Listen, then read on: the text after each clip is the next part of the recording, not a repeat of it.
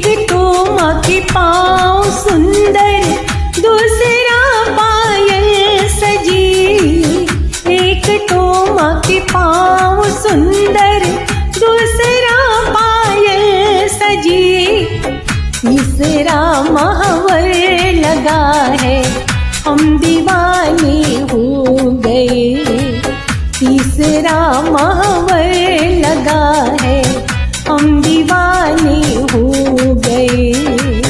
मैया रानी के भवन में हम दीवाने हो गए।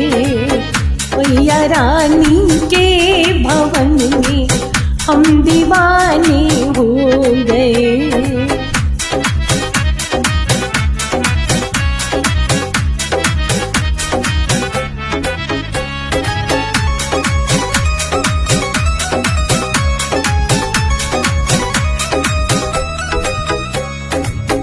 एक तो माँ का रूप सुंदर, दूसरा साड़ी सजी।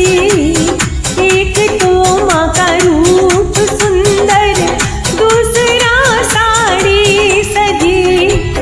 तीसरा गोटा लगा है, हम दीवाने हो गए। तीसरा गोटा लगा है, हम दीवाने हो गए। मैया रानी के भवन में हम दीवाने हो गए। मैया रानी के भवन में हम दीवाने हो गए।